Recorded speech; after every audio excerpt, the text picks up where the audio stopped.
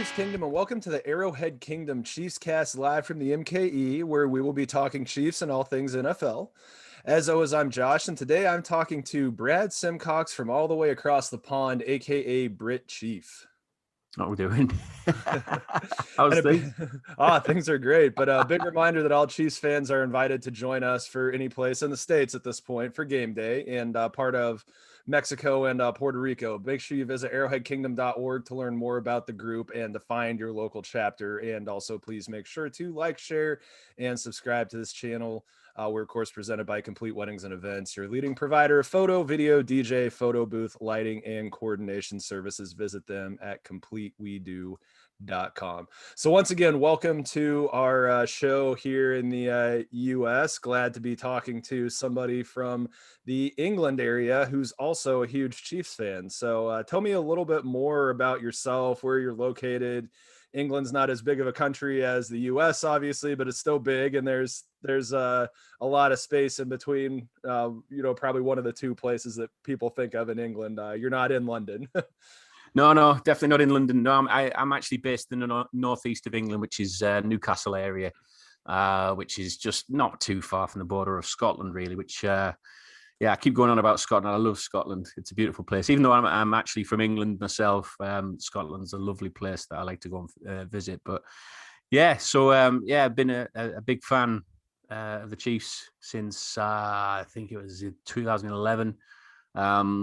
I've mentioned it before that it was one of those things. It was just like I stumbled across the Chiefs one night just watching TV. I used to be a massive kind of soccer fan over here. Newcastle United is my team.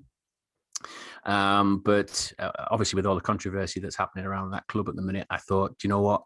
I need to find something else to watch, something a bit more gritty, a bit more entertaining than what was happening in the English Premier League at the time. So the Chiefs were the team, basically.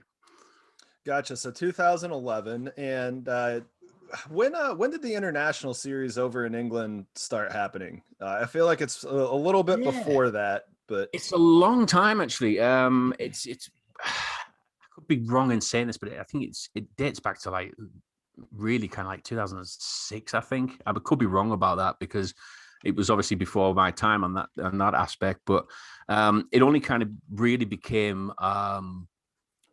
crucial really when they actually made it a legitimate game where it wasn't just a friendly game, because I think we had friendlies before that.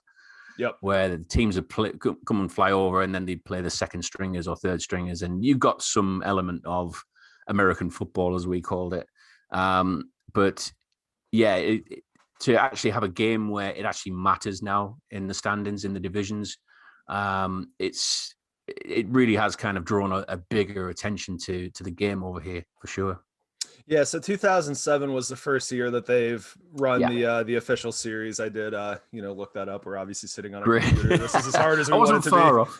Yeah. So 2007. So have you been to any of the games at Wembley, or we haven't actually played at the new Tottenham Stadium? So have you played it? Have you been to any of the games at Wembley to this point? Yeah, I've been to a few. One of the first games I actually went to was actually going to see the Chiefs play against the Lions, 2015. Yeah. Which was my kind of first taste of what this wonderful game is all about, because, watching the Chiefs for a good few years on TV was suddenly a massive kind of reality, seeing them in the flesh playing in 2015, seeing, these players that I've been watching and wanting to go and witness what a game was like. 2015 was very special to me. And I've obviously seen the Colts play when they were over here against the Jags. I'm trying to think of the other teams. There was another game I actually went to.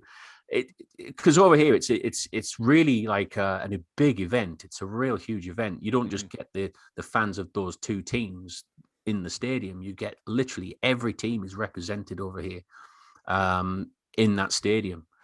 And some people actually make a day of it when they're out in and around Wembley, where they'll actually try and get a photo with every single team fan.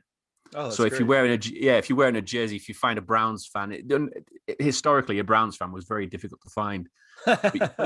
So if you found one, you got a picture of him really quick, next to him, and you try and collect the whole 32 teams. It's a bit of a game that some fans like to play over here when they do it, but it really is. It's difficult to get tickets over here now because the game's got really popular. I live in a small little village just outside of Newcastle, and I've already seen a Packers fan, Patriots fan, a Washington football team fan. Just even in a small village where I live, it's crazy to think that the game's just really taken off as much as it has, because it's really stretching far and wide. And we've had games before where we had I think it was the World Games or something that we had, the European kind of NFL over here. Yep. Where we had the likes of the Scottish Claymores and the London Monarchs and teams like that, which there is obviously a deep kind of rooted element to it over here, but some dedicated fans really have watched the game from the 1980s onwards, because of all of that happened. But because the magnitude of the game that it is now, and the relevance of the game as well, because a win means a win towards your division, in the actual season. It really has been literally taken off massively over here. Yeah, I mean, American football, NFL, the college version of it, all of that. That's probably the only sport that I can really think of where you legitimately have a chance to go undefeated, as in winning every single game. I mean, obviously, you can come up with Premier League seasons. I'm going to say this: Arsenal had one where they didn't lose a game. I'm a Spurs supporter, so obviously I have nothing good to say about Arsenal. But so they had an undefeated season, the 04-05 campaign, but there was still a bunch of draws, which nothing wrong with that. But 16, now 17 games, there is a legitimate possibility that you can win every single game in a professional league in NFL, which I think makes it really compelling. There's a college team that does it about every other year. So I totally understand the draw. So you're a Chiefs fan, you have Patriots and Packers fans around. What would you say if England as a country had to pick one team, who do you think that team would be? I think obviously they're trying to. There is hints of lining up maybe the Jaguars as being the team, because they are kind of aligned with the fan base over here, and they have actually developed a big following. They have, okay. Especially from I know people like myself have obviously already chosen our team and we're going to stick with our team, but when they've taken family members along, they've more than likely actually watched the Jags game because they play over here every year, and they've become a Jags fan. So there's obviously a big following in that. So I think there is elements of the NFL kind of engineering a fan base over here already, ready for maybe a UK franchise, but I don't know if it'll actually go ahead. I know it's something that everybody keeps asking about and thinking that it's actually going to happen, but a lot of it was I think it kind of hinged on whether Wembley was actually going to get sold to the Jaguars owner. Yeah, which that was in the news quite a while ago.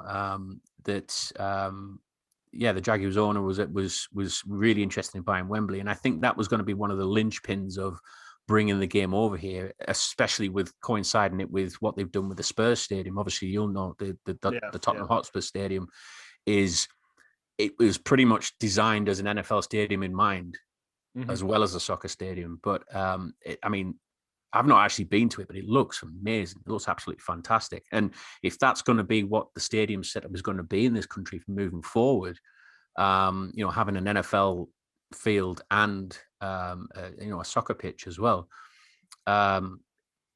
it's just going to be exciting because it's just going to ramp up that expectation that we have a UK franchise of some sort. Yeah, no, I certainly have not been to the new Spurs Stadium. I was planning on it this last year, but COVID, happened and kind of ruined everything. Yeah. I actually had a trip booked to Germany with a free weekend, and the Spurs were home over that period of time. So I was days away from booking the flight from Cologne. I think Cologne or Frankfurt. I was going to fly to London Right. for 24 hours to go check out the new stadium. I got to see old White Hart Lane. Really happy about that. That place was great. Yeah. I actually saw it in the season where they had all the plans in place, and so they had the new one of the 6 new pillars for the new stadium in place, and I think it was the southwest stand corner, and so that section was open. So I got to see it in its limited capacity. That was fun. Got to see Spurs and Everton. But yeah, that stadium was just a fascinating follow from a building standpoint. I mean, they ended up pulverizing some of the rock that they got from the demo of Old White Hart Lane and put it into the main concourse, the wide one. So they kept the soul of White Hart Lane in the new Spurs stadium, and then, the NFL field that is the permanent fixture with a removable pitch that goes over the top. I mean, it's definitely one of those situations where I looked at it and I'm like, so Dan Levy wants to have an NFL team here, because he put himself in a position that if a franchise started tomorrow, that's where they would have to play, I would think. And I don't think that I can picture him selling that stadium to Shad Khan, but I can guarantee he'd cash any check Shad Khan wanted to give him if he was going to pay rent. So without a doubt, it's definitely set up to the point. It's obviously been designed with that in mind. Obviously, with Wembley not being sold off, it just does really kind of all roads leads to Tottenham Hotspur now. To maybe kind of pick up that baton to run with it and maybe finally bring a UK franchise over. But I don't know how I sit on the UK franchise thing. I'm a bit of a purist. I don't think it's a good idea. I really don't. No, I'm a bit of a purist when it comes to stuff like that. I mean, the American game is the American game, and that's what we love about it. Mm-hmm. It's different. It's a very different game, very different sport. And you've obviously built up the rivalries over the years. And that's how I think a lot of people think about the English Premier League. Rivalry's been built up over a century of football and rivalries, that have occurred over that time. And you've got that real deep-rooted rivalry, that is literally right the way through the whole of the sport. And I think the NFL's in a good position now because they're getting those teams settled, and there's rivalries building all the time. But you've also got the deep-rooted rivalries, exactly like the Chiefs versus Raiders. I mean, that goes back for, it's from the early AFL days. It's the AFL days. Exactly. I mean, the way the current league was put together is you had the AFL and the NFL. Mm-hmm. And the NFL was the big boys, and the AFL came in. And so Lamar Hunt, the owner of the Chiefs, and Al Davis, the owner of the Raiders, were the two most, I guess, interesting characters and the driving forces behind the merger from the AFL side. And the way I always looked at it is you've always got to have, for every God, you have to have a devil. I obviously think Lamar Hunt was the God, and Al Davis was the devil, and he lived that persona, and it was hilarious. But, it was like the perfect baked in rivalry. They were both good in the period of time when that all happened, which is where a lot of that comes from. I mean, it's a rivalry is really crazy when both teams are good. I mean, look at the Premier League, the Manchester Derby. I mean, that's exactly that's top flight at this point. London has a bunch of good clubs. So you have London derbies, obviously the North London Derby with Arsenal. I remember talking on one of these, and soccer came up for another reason, and I was talking about Tottenham versus Arsenal before a match, and I just said to the other guys that were fans here, I'm like, think about if the Raiders were in Omaha, Nebraska, or Des Moines, Iowa, because those towns are like 2 and 3 hours away from Kansas City, which, relatively speaking, if you just look at the geographical size, I think that's a pretty good comparison. Just think about how much worse that would be, or better, at the same time. Just think about how crazy it would be. You'd never get to go to a game without seeing like a half and half stadium, because it would just be easy to make something happen, and it just makes it all raucous. Well, I mean, talking about rivalries, like you were saying there, literally teams sat on top of each other pretty much in like the same area. I mean, you've got Liverpool and Everton. They're literally separated by a park. You can throw a rock and hit the opposing stadium. I mean, your guys' biggest rivalry is Sunderland, right? Yeah, exactly. And they're just a stone's throw away. Yeah, they're just down the road from Newcastle. So it's there's rivalries there, because a lot of the time when you go to work, as a Newcastle fan, you're gonna be working with a Sunderland fan at some point, and you've got to have that bragging right. Yeah, You know, yeah. it's because you Well, you literally certainly live have in the them same now. area. You certainly have them now. What, Sunderland, I think, not only being a stone's throw away, I think they're about 3 divisions down too. Well, that's it. Yeah, that's the Not thing. getting We're getting a bit more distance from them now, but it's not all getting good. better. I mean, there's got to be a part of you that's just sad that they're not anywhere close to being promoted into the Premier League. I mean, it's just you don't get to watch. That's the thing. It's you really kind of you give them enough stick as much as possible about where they are. They're not even in the Premier League. They 2 or 3 divisions down below from us.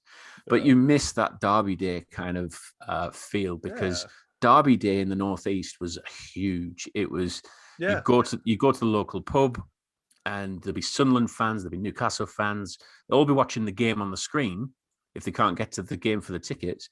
And they'd all be singing songs like they were on the terraces. It's a crazy atmosphere, and it's all built up. Every time you got the schedule of the NFL of the Premier League season, the first things you look for were, when do we play Sunderland?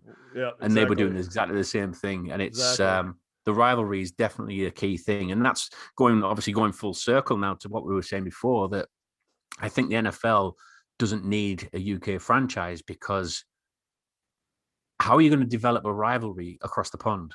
Yeah. No, I think it would be difficult. What I think would personally be cool is if they could get to a point where they were doing some sort of a rotation where every team made it over every 4 years. And the NFL kind of schedules that way anyway. I mean, everything's turned into a math problem, and we'll figure out the order these are going to go in. But I think something like that would be cool. Mexico City seems to be another place they're looking at. Stadio Azteca is a game that I'd really love to go see. But I mean, see the Chiefs play at Spurs Stadium is probably my dream NFL international type of game. But Stadio Azteca would probably be number 2. And I was really close to going to that Chiefs Chargers game that got canceled. Oh yeah. And it was one of those where my wife and I had flights in our shopping cart. And I don't even remember why we didn't do it. It was around American Thanksgiving, which is a thing that we've always gone home to where I'm from.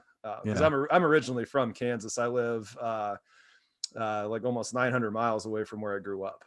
Right. Which would be 1,500 kilometers, something to that effect. So I'm so I'm a 13-hour drive away with 2 little kids. So doesn't happen that often, but it comes up from time to time. So let's talk about the slate of games that we have coming up for the 2021 season. Is there anything on the London list that really kind of jumps out to you as a good game?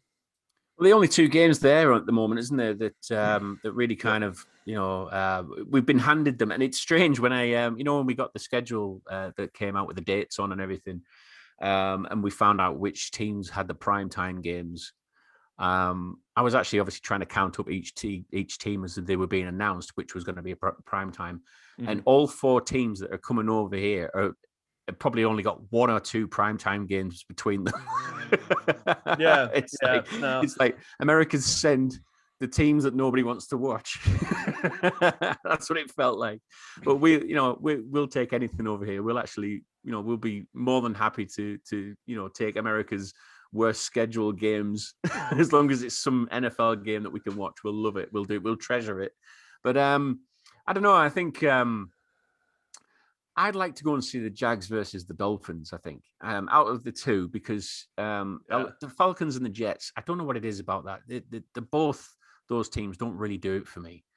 That game is going to be garbage. I mean, let's be honest. That game is going to be garbage. That's the one us planting our weeds in your garden. And on behalf of NFL fans in the U.S., I do apologize. You guys are going to have to watch that abomination.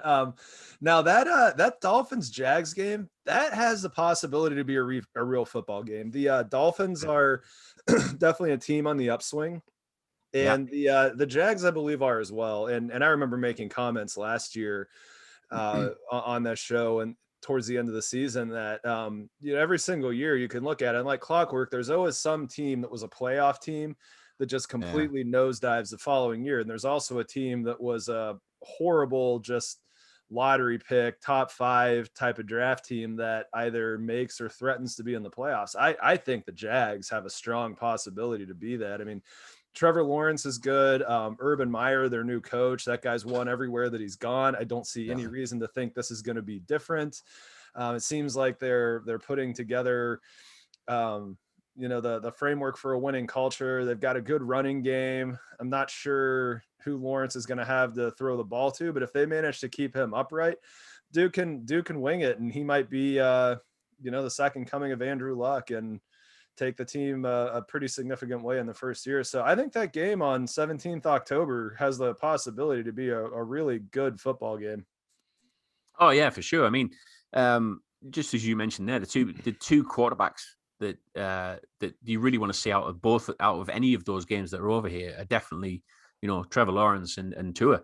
Tua Tagovailoa, It'll be nice to see those two in action. Both young players, both wanting to really cut it and make it in the NFL as continued starters for their team. I know Tua had a bit of an issue where he was blowing a little bit hot and cold, but you never know. I mean, the second year in the NFL, it does a lot. And I mean, look at what happened with Mahomes. I know he was obviously, benched for the first season, but the second season really kind of settles them in. And from what I've seen of Lawrence, he's a heck of a player. And if you get a tasty matchup with those two, and like you said, both teams really do seem set in their rosters at the minute. And the Dolphins have been building for quite some time over the last 2 or 3 seasons, and almost kind of lining themselves up to having these, this really strong roster, and it's got some depth on it now, which is quite surprising. But I think you're right. I think the Jags, if they can keep Lawrence, like you said, upright, make sure they protect their new shiny new quarterback of the future, I think it'd be a heck of a game to watch that. Yeah. Do you follow any other American sports like baseball, even ancillary? Well, I don't really follow it as much as I do with the NFL. I mean, I mentioned a few times. I mean, when we were over there, when I went to Arrowhead, we actually took in a Royals game. Oh, you did? Nice. Yeah. So the experience was strange. It was weird. It was like it was almost like a cricket event that we have over here. Have you heard of the sport of cricket, don't you? Yeah. I do not follow it, but what I tell people all the time, I've never met a sport that I don't get on board with. I could probably drop what I'm doing and talk for an hour about any of the 4 major sports in the U.S. being basketball, hockey, American football, and baseball, and then I would throw soccer in there as well. If I ever had a situation where I lived in like in India and Australia or a UK or something like that, I guarantee I'd be the biggest cricket fan in the world. So I can't say that I follow it, but I check in every once in a while just to see what's going on. Yeah, exactly. I mean, the atmosphere. I mean, I'm not massively into my cricket, but the atmosphere in a baseball game is pretty similar to what it is at a cricket match, really. And that's what it felt like. But you guys over there, you guys know how to entertain your fans. Sure. Because the concourse that had all of those different shops and restaurants and all that kind of thing that happened, that are all inside the stadium, that blew my mind, because we're lucky to get like a little kind of burger stand at our events, where you guys had a Papa John's there. You had, you had a merchandise store that was like, this is like amazing stuff, some amazing high quality stuff. Where over here, we'll probably get a printed shirt or something. It's not, they're never that brilliant, but the whole thing, I mean, the fact you get a beer and just sit and watch the game, and it was just a real good, entertaining atmosphere. But I mean, the game didn't really work out well for the Royals, and less said about that, the better. But you had to do it. I had to take in a baseball game, and like I said, I'm not certain I'm like a massive Royals fan or a massive baseball fan, but every now and again I do check the results and see how they're doing. And they went on a bit of a run, didn't they, at the beginning of the season? And the beginning of the season, they kind of dropped off again, but fell off. So when did you catch these games? What year was that? It was 2017, so it was 2 years. Obviously, so it was right after the Royals had won. Yeah, they that was right around the big sell-off where all the all the big Yeah. players left. I think the Royals might be changing the culture. I mean, they changed the ownership group, which I mean, you know, any sport, the ownership group is gonna drive what the fan experience is, and obviously the owners in Newcastle and even Tottenham for that standpoint have certain interests, and it's not like the Barcelonas and the Real Madrids of the world where it's like we won a trophy this year or the whole season is just a complete disaster. We're gonna fire anybody that touched the product at all, which is crazy, and it always kills me. You know, players that get transferred to places like that. I mean, the one that's fascinating to me right now, Eden Hazard, who was like a stalwart for Chelsea for years. And I was so thrilled to see him out of not only that squad, but the country. You know, it's like, yeah, go to Spain, go do whatever there. And he couldn't even sniff the field for like half of a season. And I was trying to come back to the Premier League. It's like, well, why did you go? What did you think that was going to be? You know, I mean, Gareth Bale was the best player in the world when he left the Spurs, and he went over there and won a trophy. And then I don't think he had a lick of fun after that. That wasn't on a golf course. That's the thing with a lot of these, you know, kind of UK players. The likes of Beckham, the likes of Gareth Bale, and players like that. You know, Harry Kane is another one. Yep. You know, they really do shine on teams that don't really have as many stars. Mm-hmm. So then when they eventually go to like a Real Madrid or a Barcelona that have got stars all over the field. That's when they kind of get drowned out a little bit, and their expectation of them being this kind of world-beaten player kind of gets diluted a little bit, and it never kind of works out. And then the fans get on the back because they were obviously hyped up that this is going to be the player that's going to score 10 goals a game and all that kind of thing.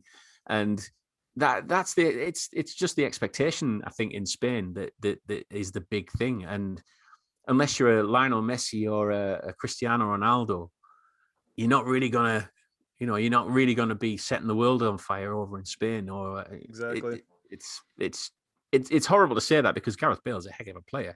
Yeah. And same with Harry Kane. And I know Harry Kane's obviously wanting to leave Spurs now, isn't he?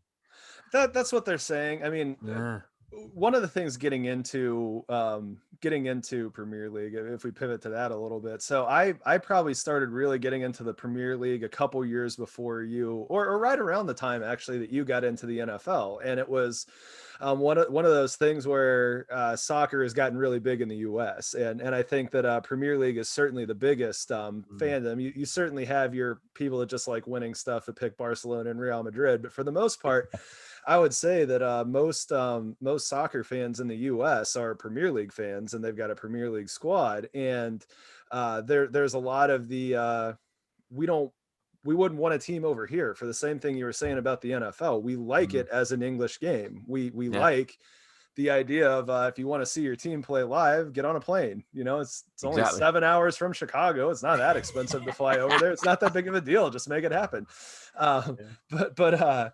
But yeah, I mean, I would definitely, you know, agree that the Premier League has always been more compelling to me than Spain. Like I really can't stand the Spanish league. I can't. I'm thrilled that Atletico Madrid won this year, but I don't understand why anybody would want to just go and play at Real Madrid or Barcelona unless you really just wanted to cash the check.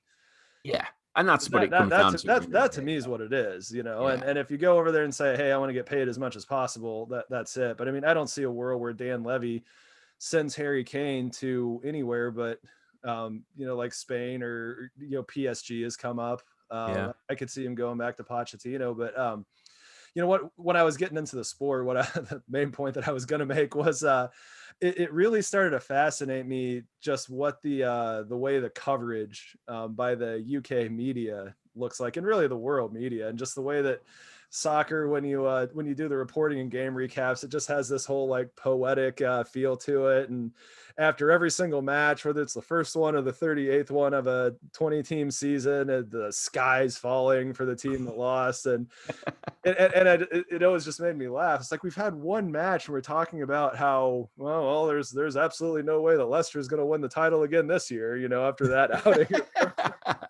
are there not 37 more matches going on? That's the thing, yeah. I mean, that's the thing. We do kind of like to overreact a little bit if the team loses like a game or two in a row or something. Especially if it's like a top level team like a Manchester City or somebody. Yeah, absolutely. If they lose 2 games, it's like the pressure's on the manager, and it's like, really, really that much pressure on the guy? Because obviously these clubs spend a lot of money, and this is another thing why I kind of moved away a lot really from the English Premier League or the English football game, was because it's, if you think about it, it is such an unfair way of running a league, where the team that's got the deeper pockets can buy the better players, can buy the titles that they go on and win, and the people who are, the teams that are trying to cut the cloth accordingly don't even get a sniff. And it's very rare that you'll get a team that'll actually suddenly outplay all of these. Leicester City. Exactly. That's it. That's the example. That's the example. It's the only one. Exactly. And that's the only one that you can really think of legitimately. I mean, people always used to say to me, well, what about Blackburn Rovers back in the 90s when they won it? And I'm saying, they were one of the big hitters then as well. They spent a lot of money on that Blackburn team.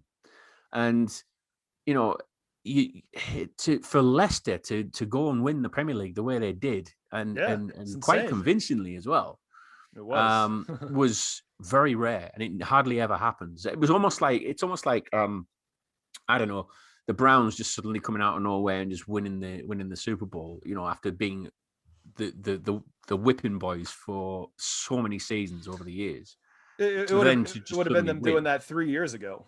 Yeah. It would have been them doing that 3 years ago. Right now, I would say the Jets. If the Jets or the Bengals all of a sudden won, but I mean, the Bengals at least have Joe Burrow. I mean, Jamie Vardy came from what? League One?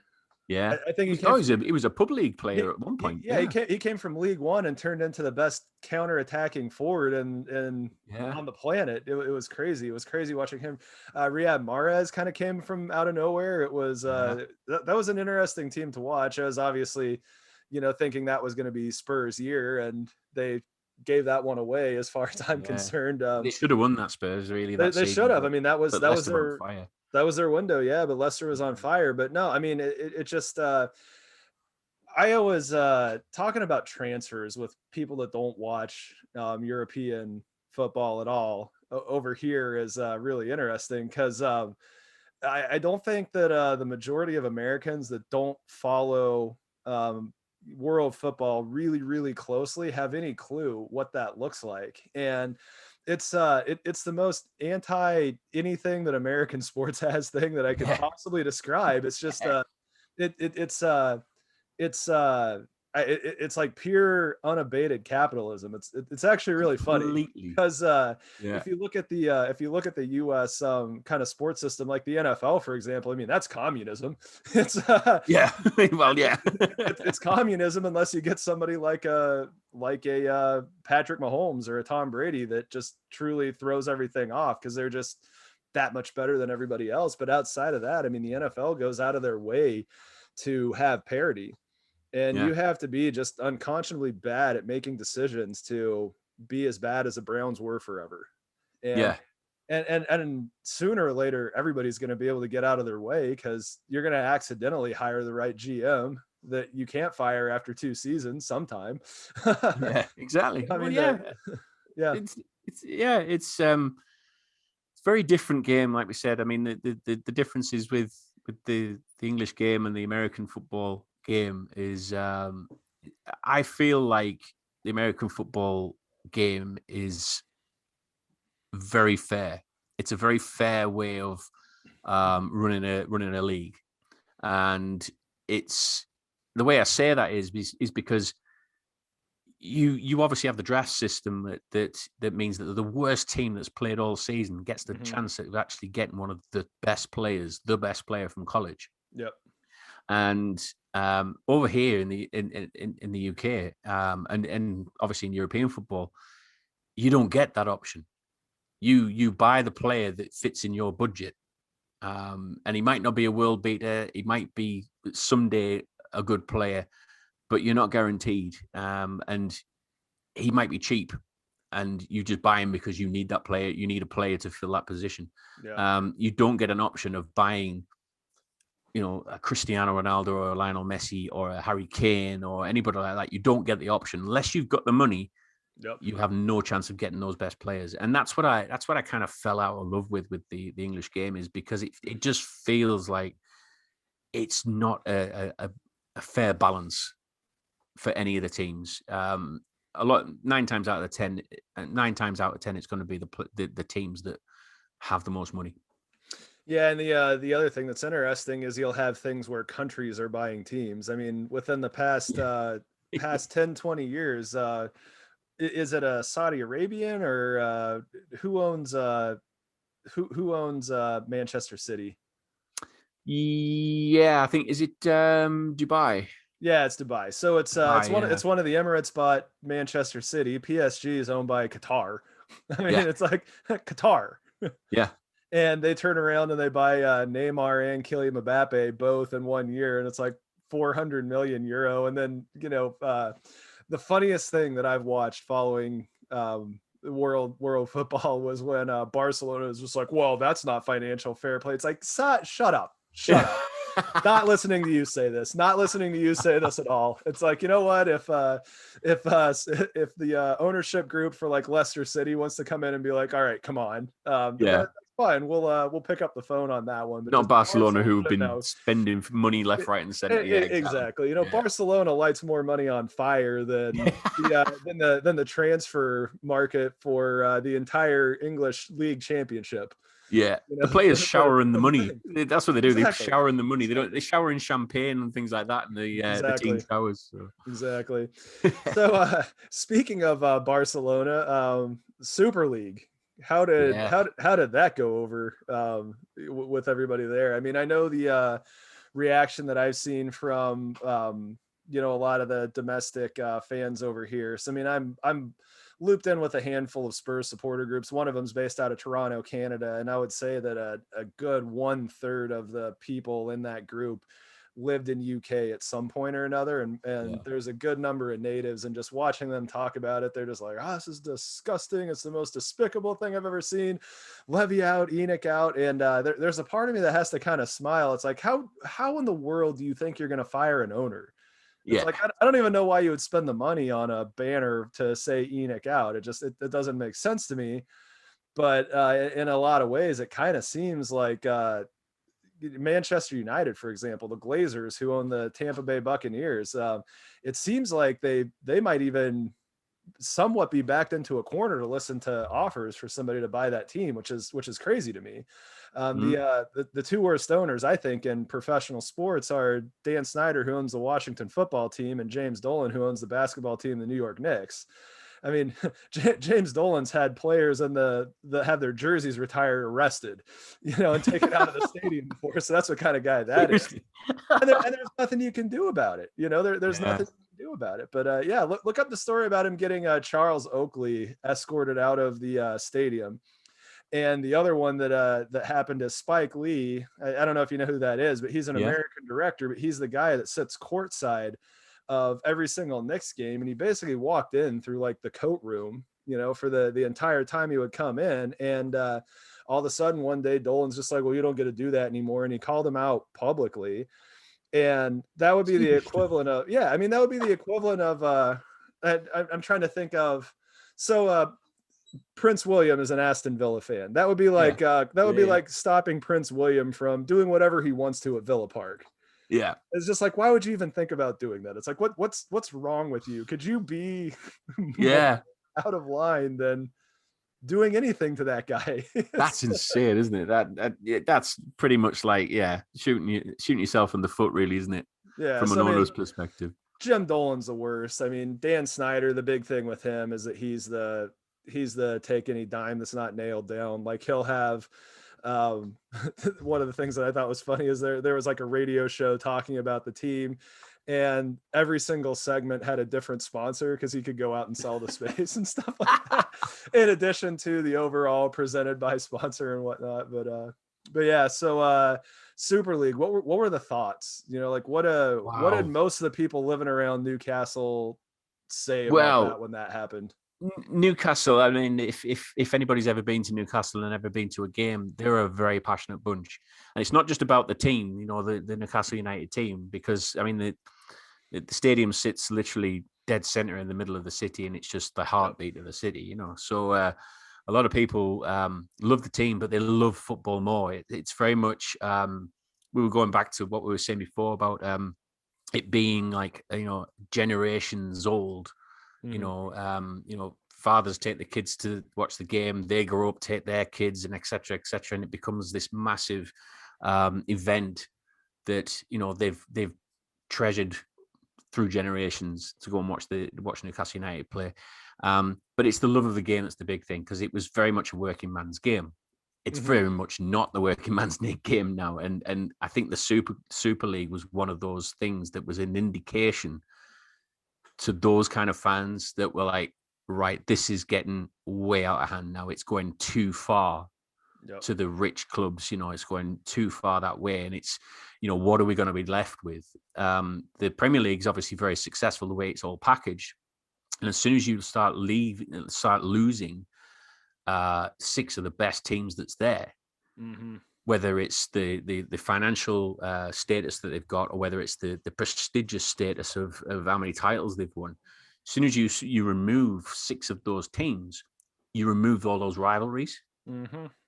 And fans were like, we don't want any of this. This is the worst of the worst that could actually possibly happen, because why is it they are so special as well? Yes, okay, they've won titles. Yes, okay, they're rich, but you could get a Leicester one year, just suddenly just blow everybody out. And it was that level of competition that everybody was thinking, well, where's the competition in this Super League, this European Super League? Because you were going to have, I think it was about 12 teams that would never, ever get relegated.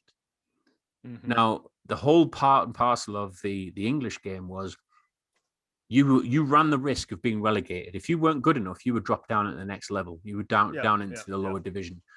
And if you were still not that good and you dropped down further, similar to what the Sunderland situation was, they just plummeted down 2 or 3 divisions in the space of 4 years. Rangers in Scotland was the same type of thing. Now there was some punitive legislative action against them, but they did the same thing and had to play their way back up. But that's exactly. That's and then now just here now, and they just won the Scottish Premiership. But that's the thing. I mean, you have the ability to play your way up, and I believe that there's going to be a day where Sunderland's going to be back in the Premier League. I don't know how you can have a building like the Stadium of Light and let that sit 4 divisions down. I mean, look at Leeds. Leeds was relegated for a while, and I don't think they're going anywhere for a while at this point. They came in and kind of shocked the world with their first campaign. Yeah, but going back to what I was saying about the relegation status is it's very difficult to get back up into these divisions, especially if you've tumbled that far down.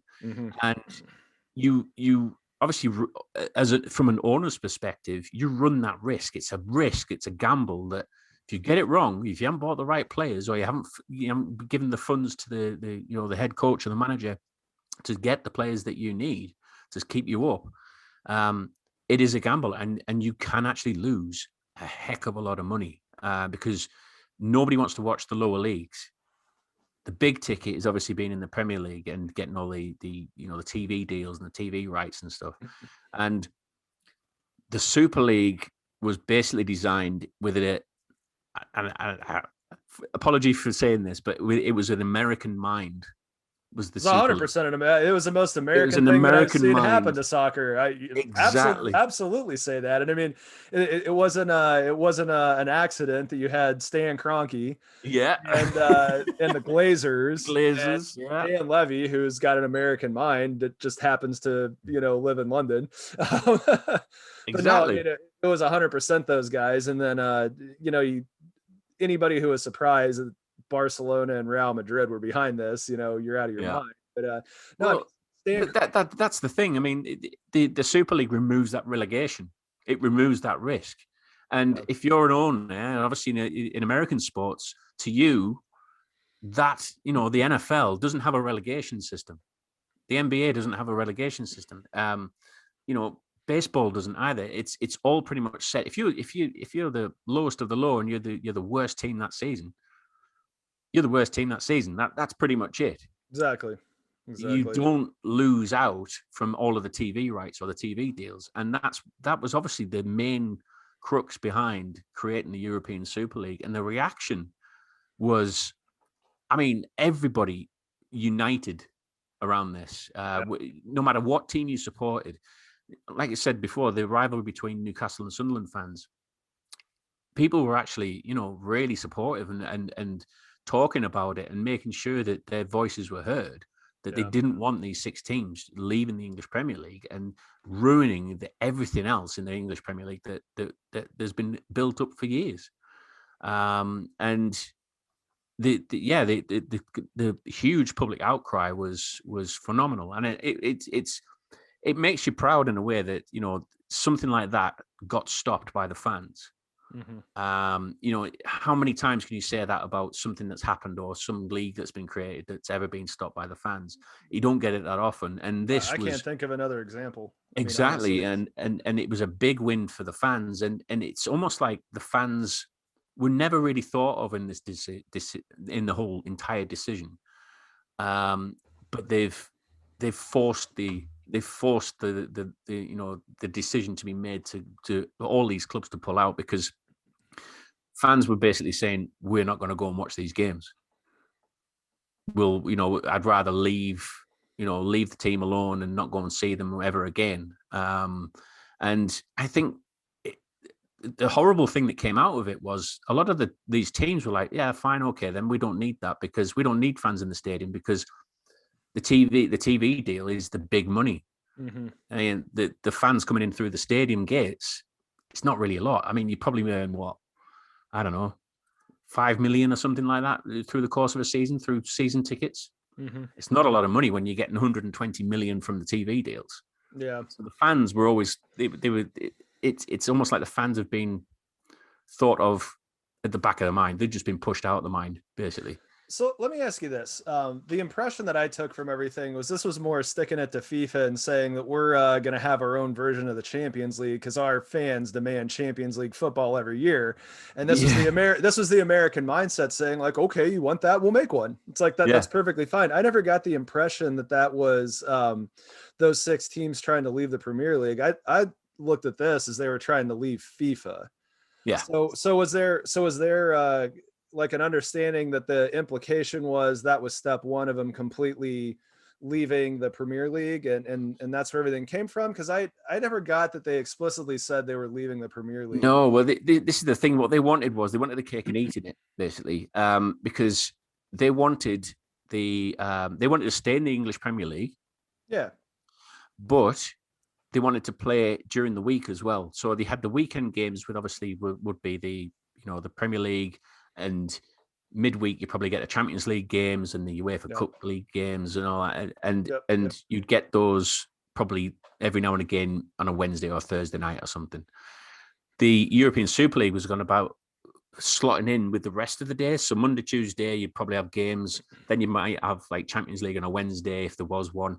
Then you'd have like the European Super League on a Thursday and a Friday.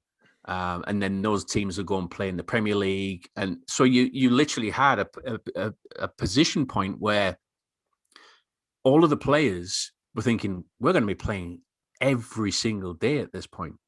Which means you had to have 3 squads, which means that those were going to buy everybody. Yeah. So that, exactly. I mean, and that made sense too. But but the problem was the English Premier League said, well, if you want to go and do that, we're going to kick you out. So that was going to be the punishment, because UEFA basically said that there's a rule apparently that they've got to give notification, or they've got to get approval to actually create a breakaway league, but they didn't do any of that. They just literally created it. And went ahead with it. So and it just meant that all those teams would have been banned from their domestic leagues.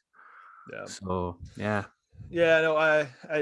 I gotta admit, when I first heard the whole thing, I'm just like, yeah, stick it to UEFA and FIFA. It's like, why would they like those guys? I mean, it reminded me a lot of college sports in the U.S. And it made me think of, what if the Alabamas of the world, the Dukes of the world, the big football and basketball powerhouses just told the NCAA, it's like, look, we don't need you anymore.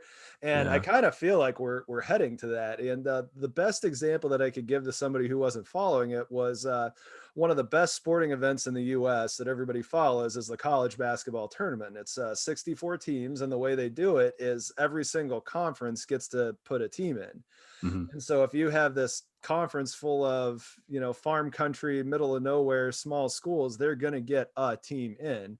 Yeah. And they're probably going to get murdered by Duke in the first round, but they could beat them, and Duke is lost. And so Mm. what you would do in this situation is if you would say the Big Five conferences have an automatic spot for every single one of their teams, and that would pretty much fill out the 64 field. And everyone's like, well, that's not fun at all. And Yeah. why should a garbage I'll just throw out from the Big 12 that I watched, why should a garbage TCU team that couldn't win 5 games get to play in any kind of meaningful tournament that's going to be on a TV that anybody's watching? And Yeah. that's the point. And it seemed to me like these Super League teams were trying to buy the biggest competition of the year, and it didn't work out. And I think that's for the better.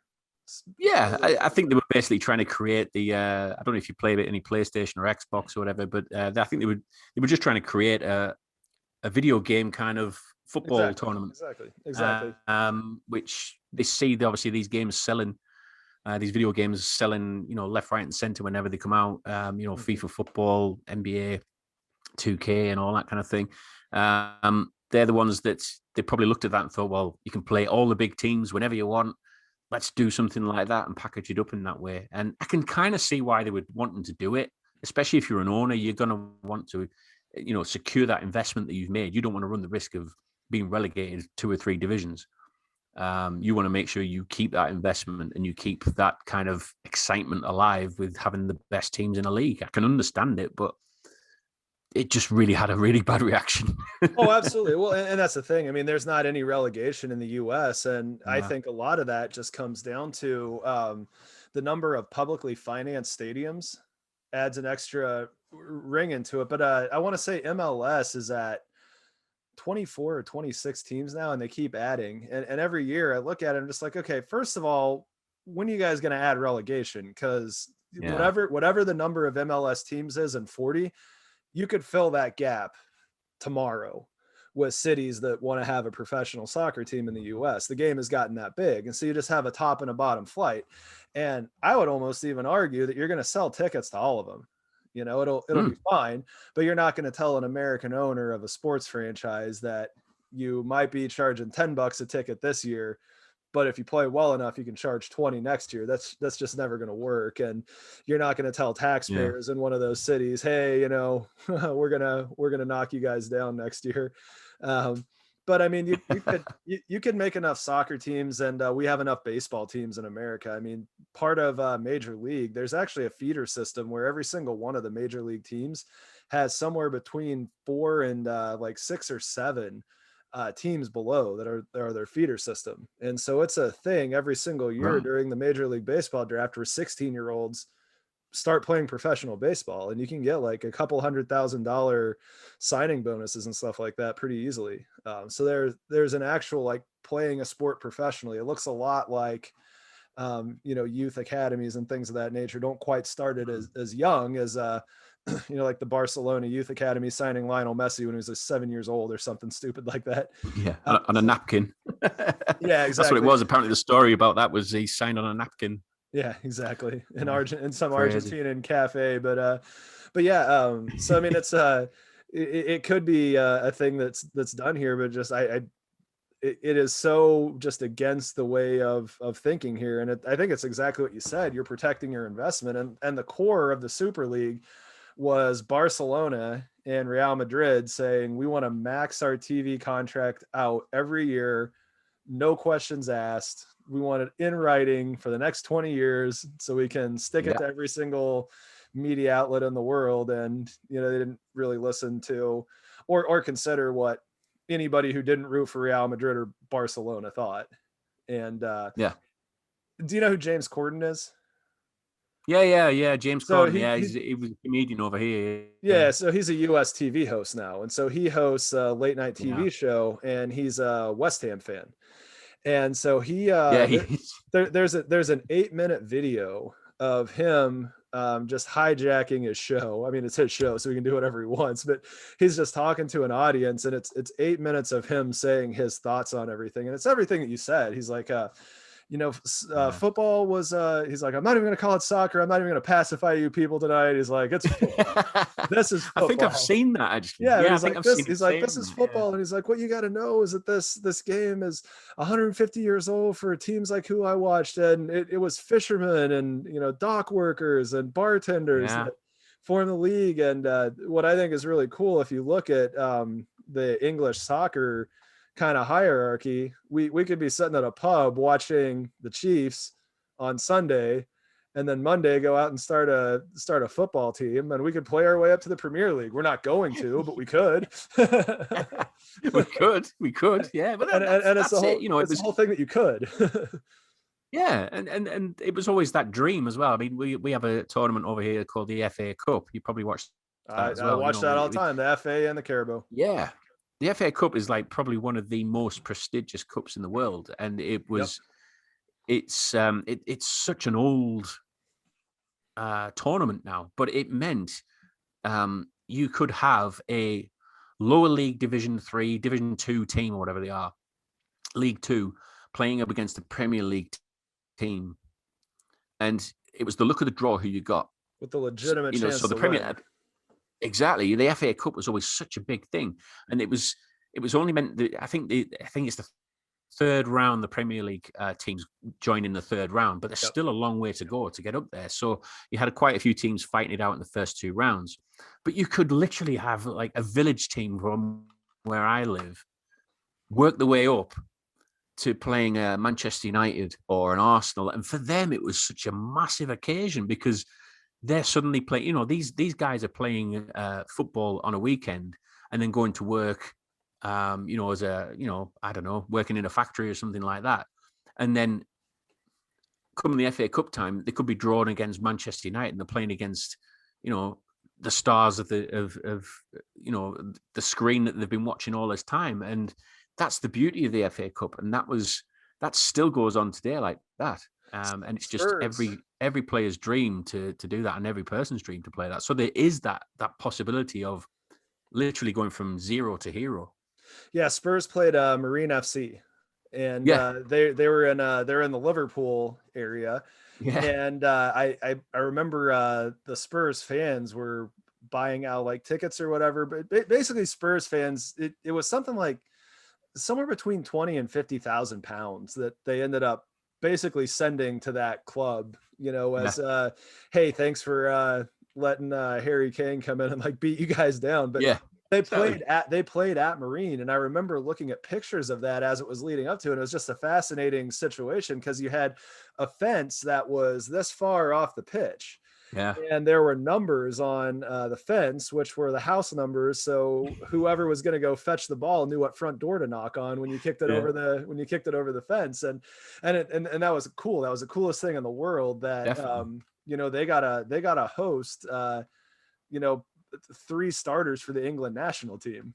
Yeah. And they got to host them on their pitch. And the players were happy to go down there and play. And it was, the result that you thought it would be. Well, yeah, I mean, every now and again you get like what we call a giant killing game where, a team that is literally like, an obscure team that's been plucked out of the air have only been playing like Sunday league football for all these years, suddenly beat Manchester United. And it's like, it's all over the front page news. It's, it's that dream kind of cup, and that's why we kind of treasure the FA Cup as much as it is. But even that seems to have been drowned out a little bit with all of the, the Champions League, and it was always about European football and things. So I hope the FA Cup still stays around as it is. So the FA Cup is the closest example that I would give of that college basketball tournament I was talking about. Yeah, it's the anybody can win. When it comes down to it, a Premier League team's going to win the cup. But, and in this situation, Leicester City won it this year. Mm. And so they got another trophy, and they played Chelsea in the final, which means that Manchester City got knocked out at some point. Yeah, exactly. Manchester United got knocked out at some point, and the rest of the top flight. But yeah, Marine, I want to say, is an 8th tier team. Yeah. They're an 8th tier team, which means that League, they had to plow through. God, they had to plow through like a bunch of Champions League 1 and League 2 teams, which is not a small undertaking. Well, yeah, I mean, it depends if they got the luck of the draw. I mean, if they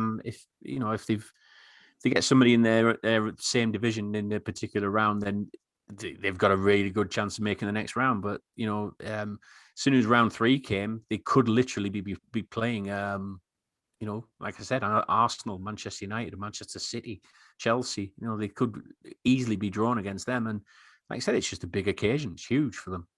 Yeah, I'm trying to find. Yeah, here we go. So they lost 0-5, but so Marine, just pulling up their page on ESPN here. Um, yeah, so yeah, and here's the headline: Spurs trip to Marine sums up the best FA Cup despite Minnow's dream ending. And that's it. It's like that was the best that could have happened. They had to win I think they had to win something like 10 matches to get to that point. So I mean, they had to grind through everything. And there's all sorts of that. But again, the part of it is the journey. It's exactly. great getting the journey to playing a big game like that. And the players that play for Marine will probably that's something they can tell the grandkids. Absolutely. Yeah. I remember that time that Harry Kane came to town. Yeah, I played against Harry Kane, and it's like, what? Yeah, because when it's all said and done, I mean, he's going to be a name in England with the number of club goals and captain of England and stuff like that. Yeah, it's all good stuff. All right, well, anything else you want to get into before I let you get into your evening at this point? It's lunchtime for me, but it's evening for you. Yeah, it's about 7:00 over here, so we're about 6 hours ahead of Kansas City time. But no, it's I'm really looking forward to the season. Really can't wait, especially after the way the Super Bowl went. Very disappointing Super Bowl, and it was I don't know what it was. It just felt very different this year because of we couldn't meet up with friends like we normally used to, where we go to the bars and restaurants and go and watch the game together and celebrate and cry and commiserate each other. But having to do it where we're doing it through Zoom calls. I mean, basically there was few of us that had it on the screen. We all kind of paused everything on the screen until everybody caught up to the time frame that you were at. And then you all press play together, and you'd watch the Super Bowl together. You see, so, but the atmosphere just didn't feel the same. It didn't feel the same, and the outcome was not the same as well. I think we're all looking forward to getting back to winning ways and being together again. So, how many do you have a big watch party that you watch in the Newcastle area for the Chiefs? Or we do. Or is it more an NFL watch party? We actually do it with the UK Chiefs fan group called Our Heads Abroad. Okay. We've got 3 on this year. We've got one in Newcastle, one in London, and one in Bristol. Gotcha. I mean, if anybody's in the country from Kansas City, or if you're a Kansas City Chiefs fan, come and find the dates on the calendar for those, because we all get together, we have a good laugh, we make it a good weekend of it. So we're not just watching the game; we actually get together and we'll go out drinking and restaurants and maybe do a bit of axe throwing. That seems to be a thing over here now. Axe throwing. The axe throwing is definitely a thing over here. Is it? There's all kinds of bars and stuff like that. So it's catching on over here. So we've got things like that over here. So, but yeah, I mean, the Newcastle one's obviously the big one that everybody looks forward to. They love going around Newcastle because it's such a great night for just partying and things like that, really. And yeah, we, like I said, we make a good weekend of it. And but if you check out Our Heads Abroad, they're on Twitter, which is at KCChiefs_UK. Okay. And you'll get the dates on there when we're actually going on for those watch meets. So at KCChiefs_UK on Twitter is the best place to find you guys? Yeah. And Our Heads Abroad, yeah. Perfect. All right. Gonna actually mark that because I fully intend on using that at some point. All right, yeah. Well, and if you guys are ever over in the States, go to arrowheadkingdom.org, and that's the new site that we're putting together to make it easy to find watch groups. You got a clickable map for the US. We have something like 60 different chapters that have watch parties on a regular basis. So anywhere that you want to go in the US, there's probably going to be Chiefs fans for you anywhere you want to come. So sounds awesome. Sounds cool. Great linking up with you guys, and have a good rest of your evening. And let's kind of mark down on the calendar after the 2 international games. We maybe have you back on again to talk about what the atmosphere was like for those. Yeah, for sure. Yeah, get anytime, no problem. All right. Well, have a good evening. Yeah, thanks for having me on, Josh. All right. Good night, Arrowhead Kingdom.